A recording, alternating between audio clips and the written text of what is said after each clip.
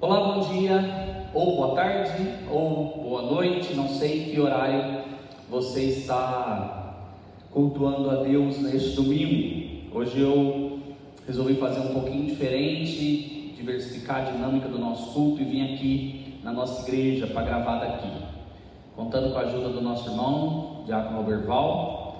Vamos dar continuidade na palavra que Deus nos trouxe na semana passada e vamos então encerrá-la neste domingo. Para isso, vamos orar primeiramente, pedir ao nosso irmão Oberval, que está nos auxiliando, que ore a Deus, pedindo que nos abençoe.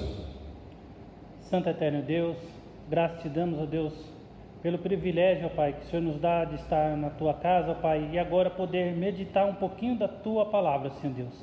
Seja, ó Deus, com Teu servo, ó Pai, que estará trazendo a Tua palavra neste momento, ó Pai, que ela venha calar em nossos corações, Senhor Deus. Abençoe o Teu servo, ó Pai, em nome do Teu Filho amado Jesus, que eu oro e agradeço. Amém. Amém.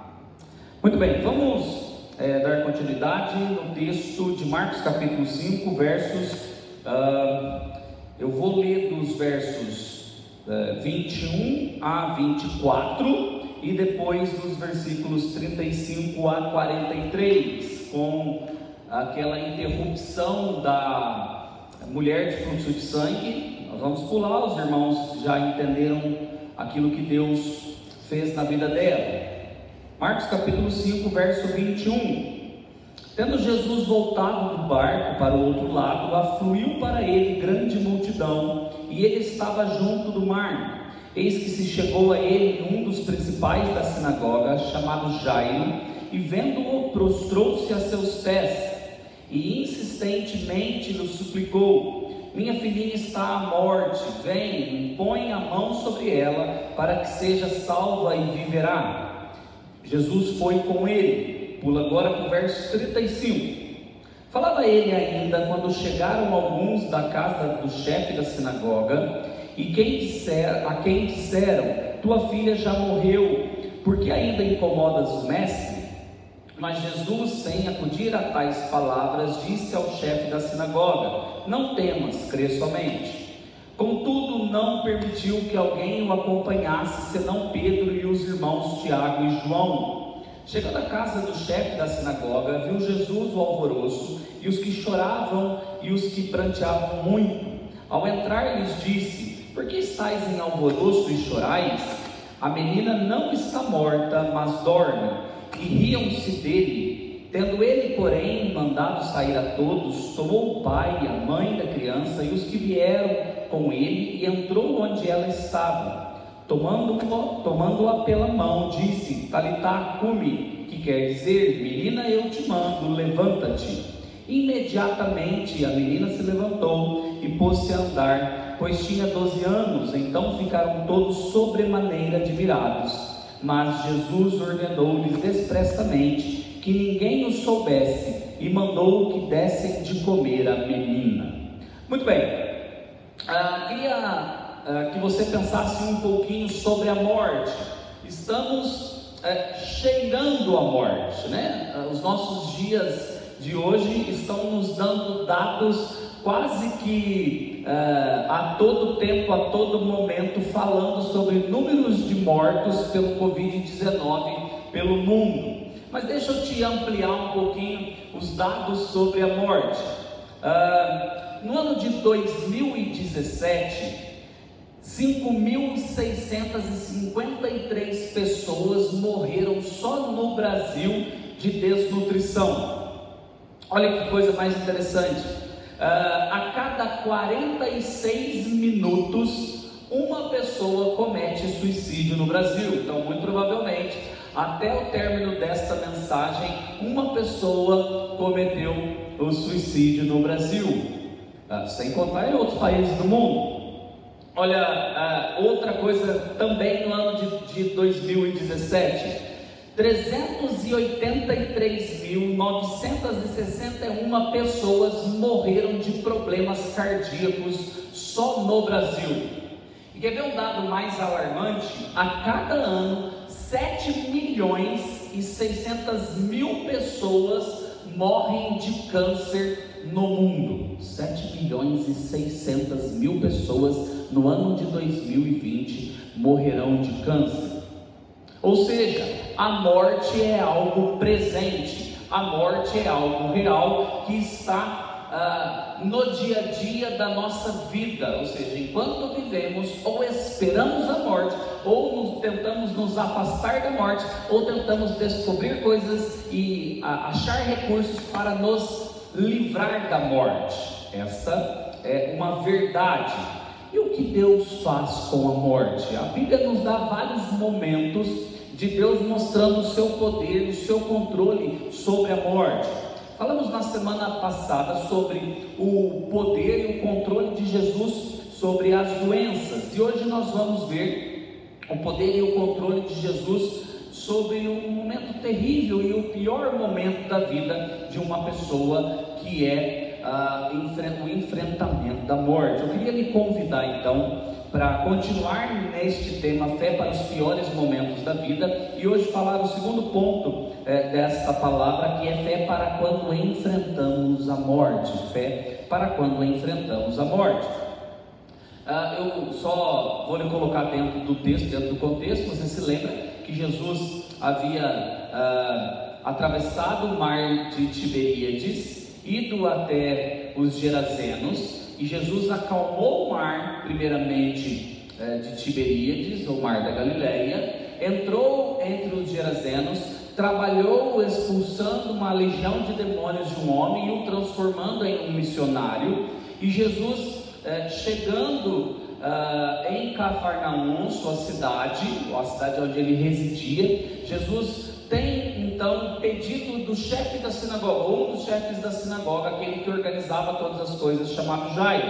Jairo diz que a sua filhinha está à morte, está para morrer, e Jairo leva Jesus, Jesus vai com ele. No caminho, como nós discutimos na semana passada, uma mulher de fluxo de sangue toca na orla das vestes de Jesus, sai poder, sai virtude, e Jesus então conversa com essa mulher, salva essa mulher do seu pecado, e essa mulher então é reabilitada para a vida. Ok, que momento nós estamos? Um momento onde Cristo fez o que tinha que fazer, e agora eu fico imaginando Jairo conversando, Jairo vendo Jesus conversar com essa mulher, e na cabeça dele, com aquele pedido que havia feito desesperado, sua filha está para morrer, na cabeça dele, se o mestre atrasar, se não der tempo, e se a menina morrer, Jairo está ali na minha cabeça angustiado com aquela situação, tipo assim, mais ou menos assim, pensando: Senhor, ok, o Senhor já curou essa mulher de fluxo de sangue, vamos embora, vamos rápido, vamos para casa.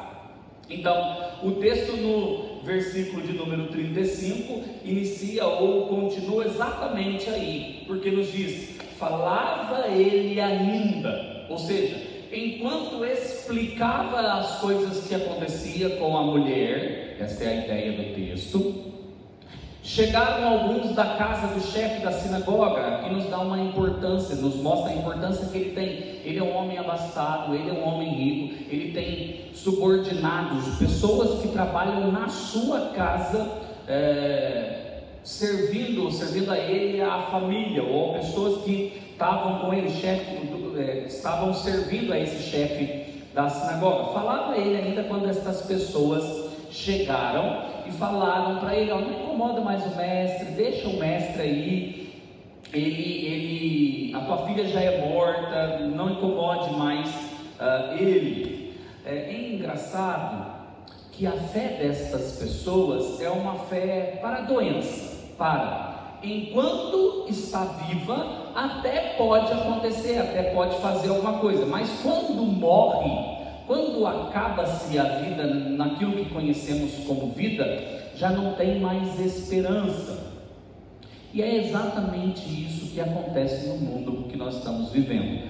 A fé para as pessoas é a fé no dia a dia, é a fé nas forças naturais, é a fé do: se eu fizer todas as coisas vai dar certo, mas se morreu, acabou. O texto que Marcos nos escreveu de modo inspirado quer nos lembrar, para uns ensinar, para outros lembrar, que Deus é um Deus para além da morte.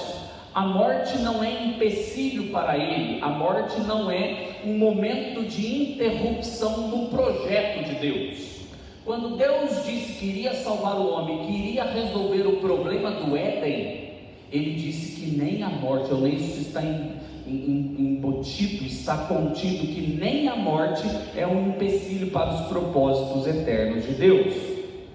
A gente deve entender ressurreição dos mortos, ou talvez o melhor termo teológico seria trazê-la novamente à vida, não ressurgir para uma nova vida no sentido de como Cristo ressurgiu dos mortos. O que Cristo vai fazer àquela menina é devolvê-la à condição de vida, é reavivá-la, é mostrar o poder dele, ou dar um teaser, um pedacinho do poder dele. E como ele faz isso é maravilhoso, é simplesmente espetacular, que parece que Jesus está conversando com uma pequena menina. O poder de Cristo é tão grande, e a fé que a gente tem que ter no poder de Cristo deve ser igualmente grande, ou deve ser desenvolvida, que Jesus parece que vai falar com essa menina de um modo muito simples. Vamos tentar entender isso ao longo da exposição do texto. Eles disseram para não acompanhar, para não mais incomodar o mestre, e o verso na sequência, Jesus, ele mostra que ele não acolhe as palavras de desânimo dos mensageiros da morte, ou dos mensageiros que trouxeram a notícia da morte. Mas Jesus, sem acudir tais palavras, a ideia é sem dar importância a estas palavras, sem Jesus ligar para aquilo que falava, e na sequência ainda é muito interessante que ele fala assim, ele não acudiu e disse ao chefe da sinagoga: não temas, crê somente. Jesus está nos ensinando um princípio muito bom, que às vezes as pessoas não entendem. As pessoas pensam, imaginam que o contrário do medo é a coragem, mas isso não é verdade, porque pessoas muito corajosas têm medo. Jesus estava com medo da morte, no sentido de não querer passar por aquela agonia da cruz no Getsemane. A angústia ou medo tomou o coração do Senhor e ele levou até Cristo. Mas o que Jesus está ensinando para Jairo é: troque o seu olhar de medo, troque a sua fixação no problema que lhe deixa apavorado para a fé, o crer somente. Isso talvez seja um bom sentido e estímulo para como podemos lidar com os medos que nos atrapalham. Então Jesus está sustentando, trabalhando na fé de Jairo. Marcos está nos ensinando isso.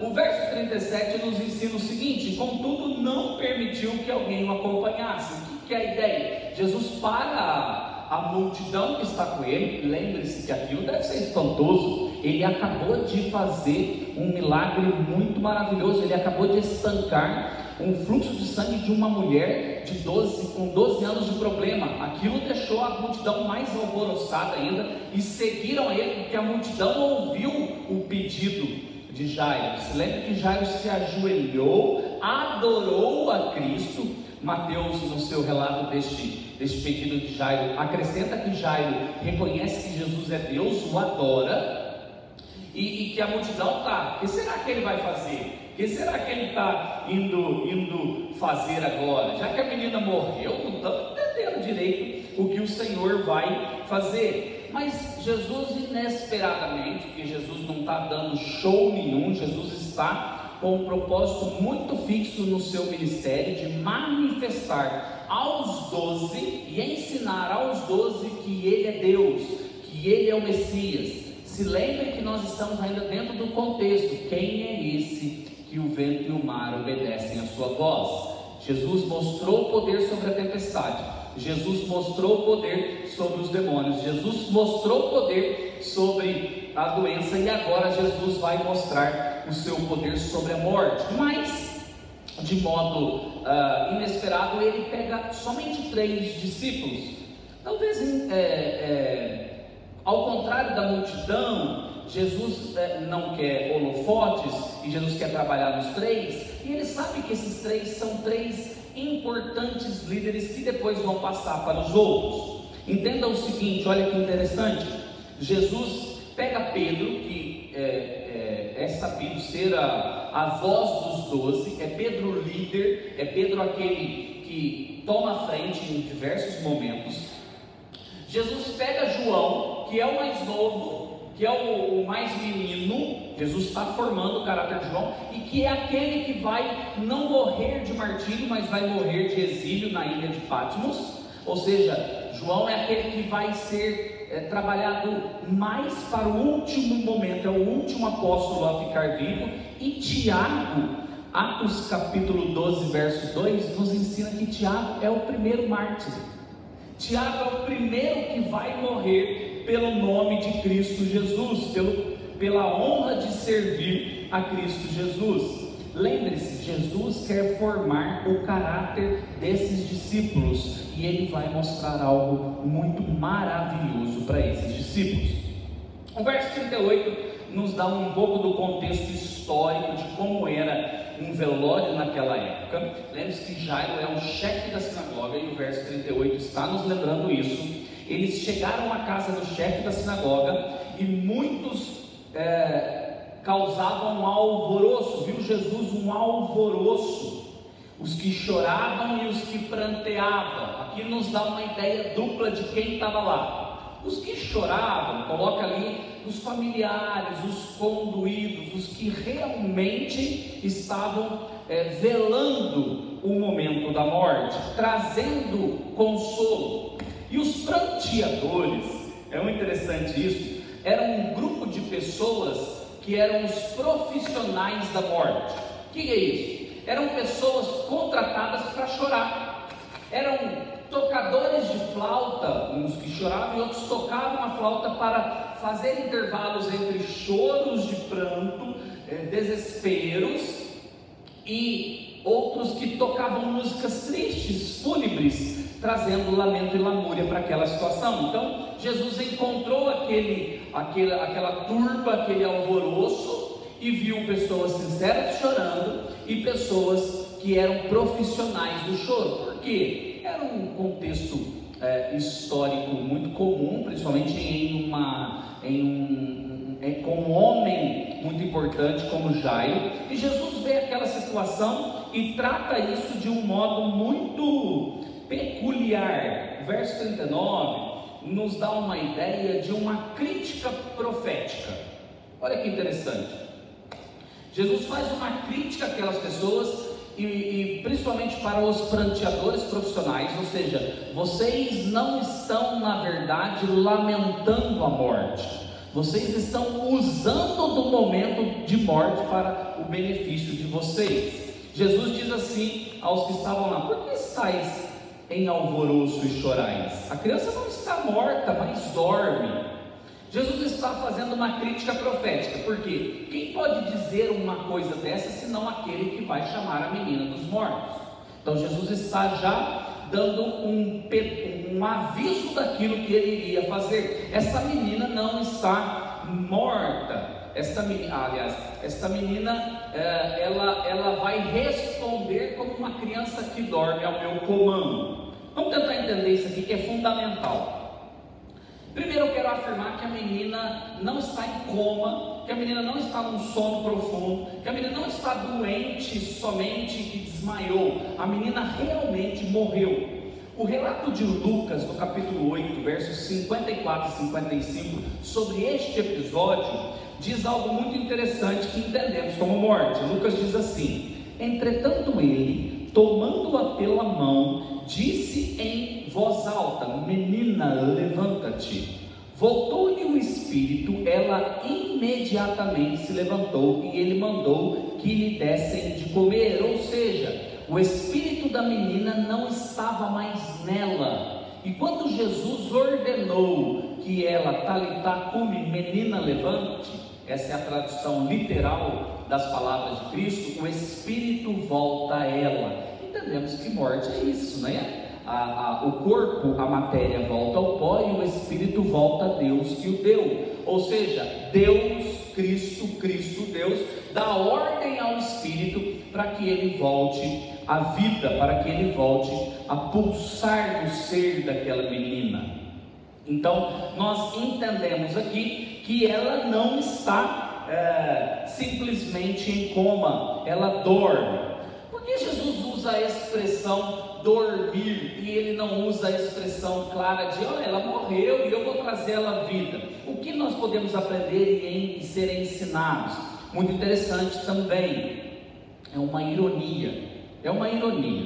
Jesus, na verdade, está trabalhando com a ideia de que é tão simples ele devolver a vida a quem morreu, que é como acordar uma criança do seu sono, é como despertar uma criança do seu sono. Eu não sei como os teus pais lhe despertavam do sono. Meu pai tinha uma mania. Hoje eu entendo que gostosa, eu acordo meus filhos, tento acordar aos beijos e falando de modo doce com eles, mas eu não sei se a tua mãe, teu pai te acorda com um grito, com um berro, com levanta, tá na hora, tá atrasado. Não sei como é a dinâmica da tua casa, ou como os teus lhe acordavam, ou como você é acordado, como teu marido lhe acorda, ou como a tua esposa te acorda. Jesus está falando que ele vai dizer a essa menina, tal como um pai fala para uma filha: ei menina, levanta, está na hora de acordar. O sono aqui deve ser visto como o grande poder de Jesus sobre a morte. O verso 40a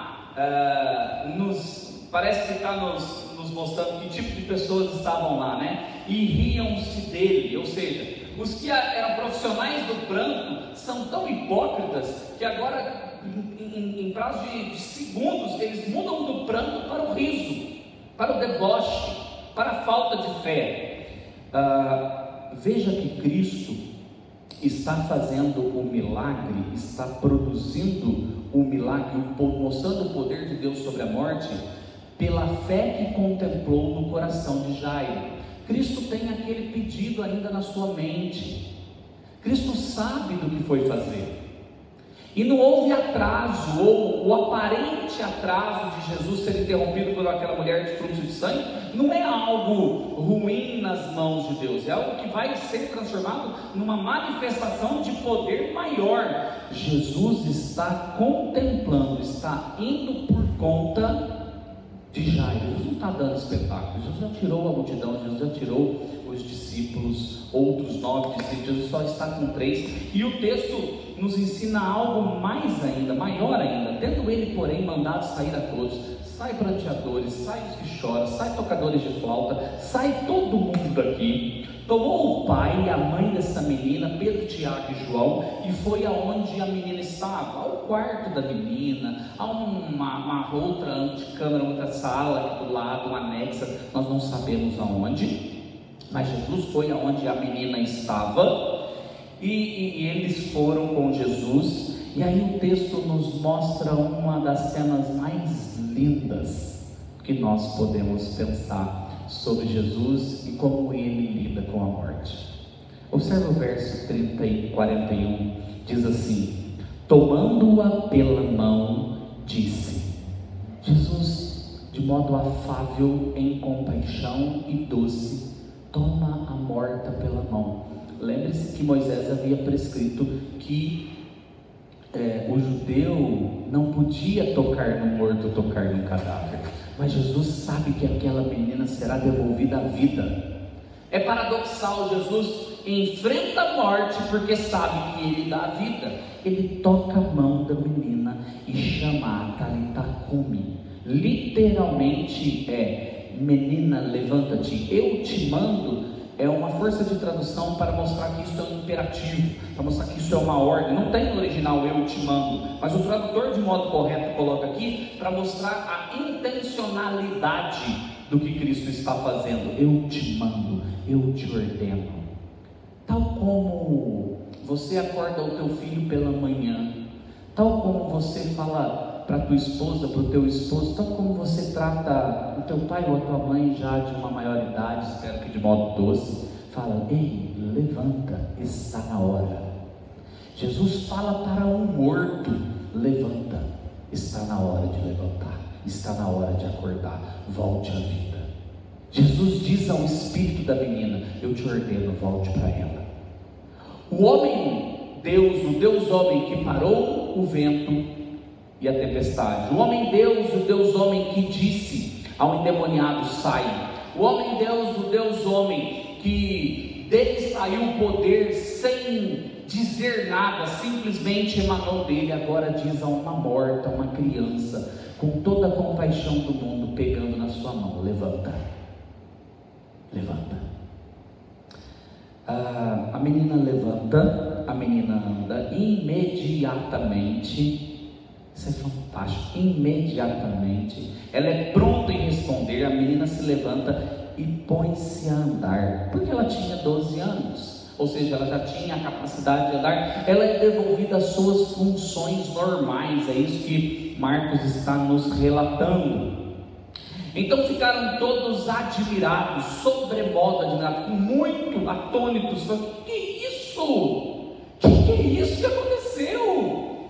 Jesus dá vida aos mortos. Este é o controle, o poder de Deus sobre a morte.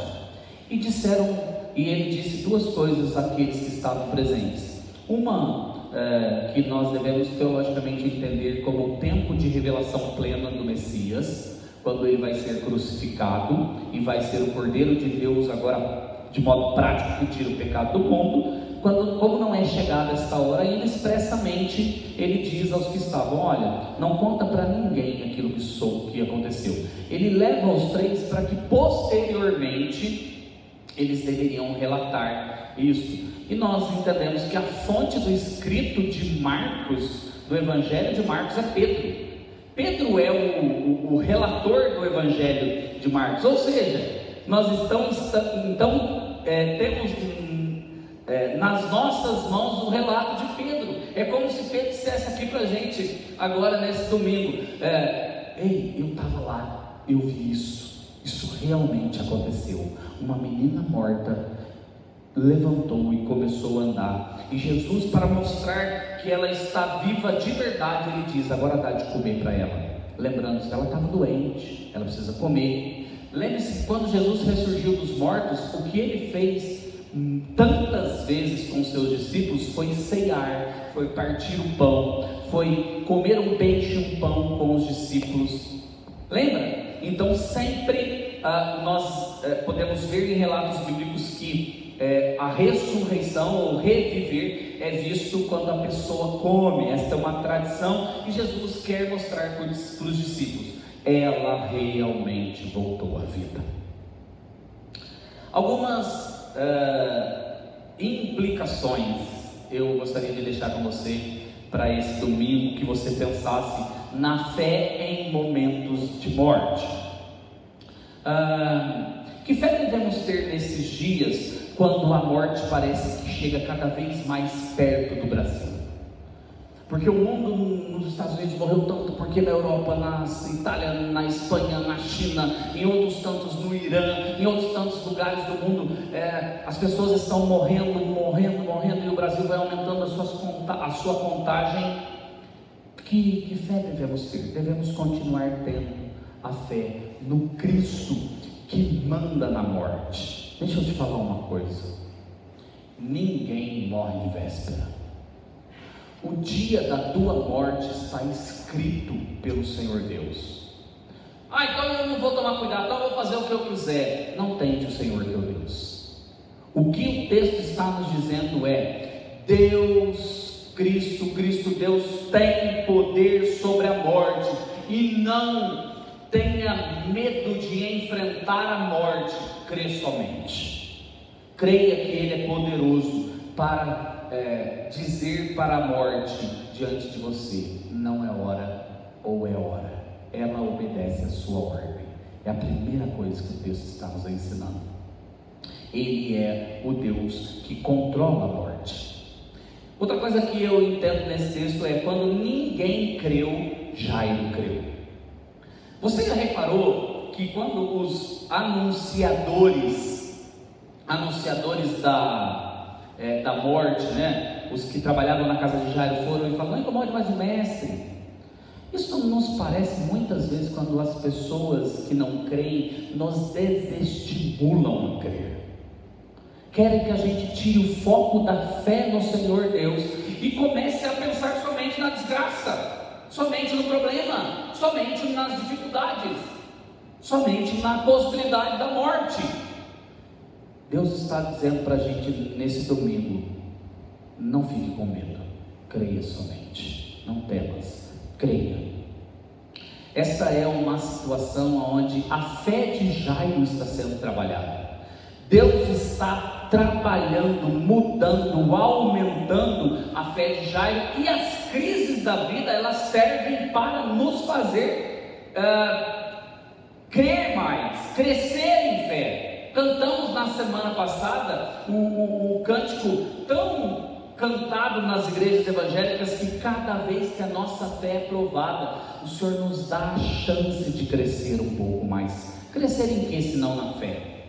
Crescer em que, senão na crença de que Deus controla todas as coisas? Esse Covid-19, ele pode te matar, sabe? Ele pode te matar, mas se ele não te matar, se ele não me matar, outra doença ou outro problema vindo do pecado que entrou no mundo vai nos matar. O que eu quero que você entenda é que a morte para Deus é como uma criança que dorme num sono profundo. Quando ele ressurgir, quando ele voltar na segunda vinda, quando ele vier buscar o seu povo, ele vai nos chamar dos mortos. Ele vai nos chamar e nós vamos responder, tal como um dia ele fez com esta menina. Tal como ele falou a essa menina: ei menina, acorde. Ele vai falar para cada um de nós que já dormimos em Cristo: levante, é a hora de receber o seu corpo glorificado e de adorar a Deus por toda a eternidade. É assim que a gente tem que pensar na morte. Para um pouco de ver catástrofe e achar que a catástrofe é o fim da vida em Cristo. Não é. Para de reduzir a sua vida ao tempo presente, ao ganho do será que eu tenho para comer, será que eu não tenho para comer? Deus já nos disse que Ele vai cuidar da gente. Talvez o que Ele está falando é que nós deveríamos mudar o modo e a intenção de viver nessa terra, como se aqui fosse o fim, e não é.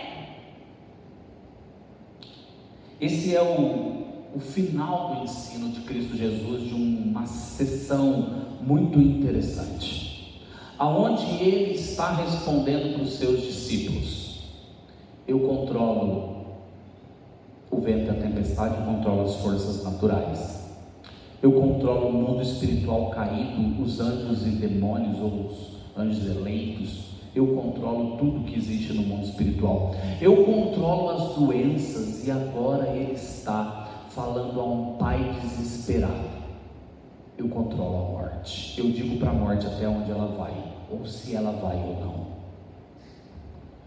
Quem está morrendo de Covid-19 em qualquer lugar do mundo é porque Deus disse que era a hora deles morrerem. Entenda isso, pense sobre isso.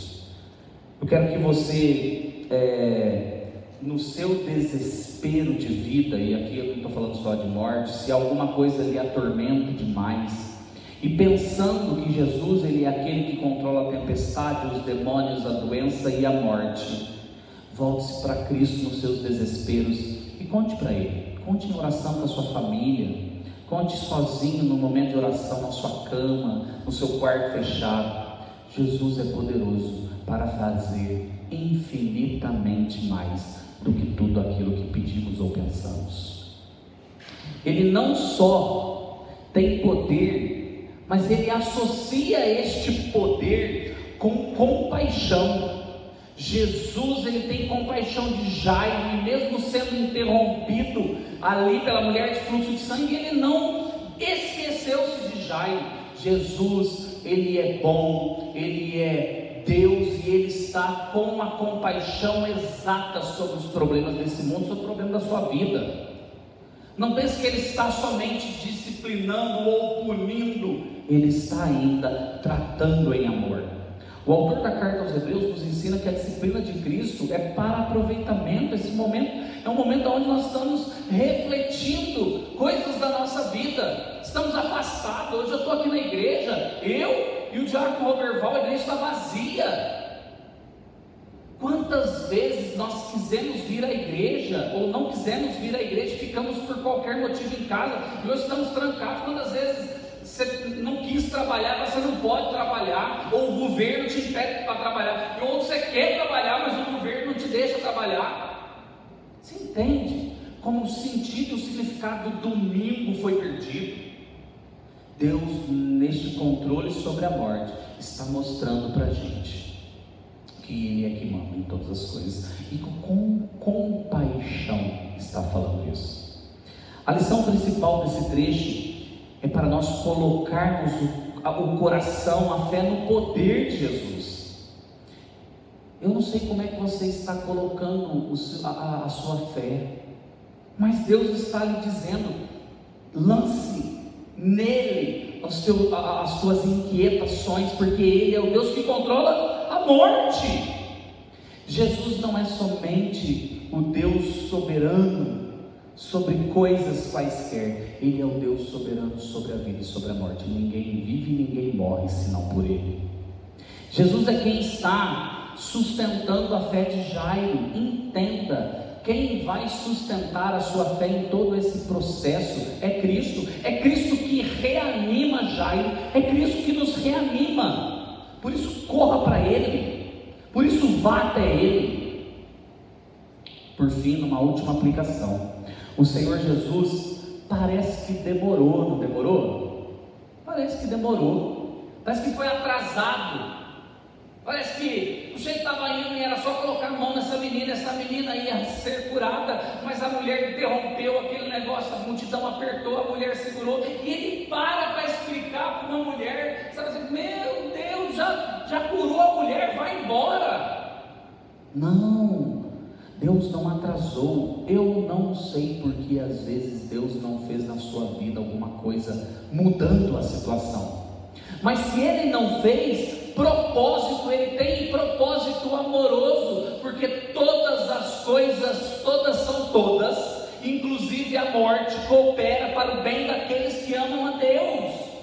Deus tem propósito em tudo isso, Deus tem direção, Deus não atrasa, não tem um segundo a mais ou a menos. Ei, perdi, puxa vida, rapaz, se eu chegasse um pouquinho antes, ela teria sido curada. Jesus, é tão simples a morte para Ele, que é Deus, que Ele diz para uma menina que está dormindo: acorda, acorda, volta ao Espírito. Se Ele está demorando por alguma coisa, se aparentemente Ele demora, não é demora, é propósito, porque Ele faz tudo com propósito. Esse duplo sinal de cura para uma doença e ressurreição ou reavivar uma pessoa da morte é para Deus nos dar, em meio às piores dificuldades da vida, que é a doença e a morte. Nós estamos enfrentando isso agora, uma demonstração de quem é Ele. Creia. Que Deus te abençoe, que Deus te faça entender isso. Quero orar pela sua vida, quero pedir a Deus que te abençoe você e que você continue conservando a sua fé nele. Deus, muito obrigado por esse texto sagrado, por esta palavra abençoadora para o nosso coração. Que o Senhor, ó Pai, nos faça entender que o Senhor manda em todas as coisas, que o Senhor direciona todas as coisas, que o Senhor é Deus sobre todas as coisas. Eu louvo ao Senhor, eu agradeço ao Senhor e peço que o Senhor continue fazendo a Tua vontade sobre a nossa vida, sobre a vida de cada um.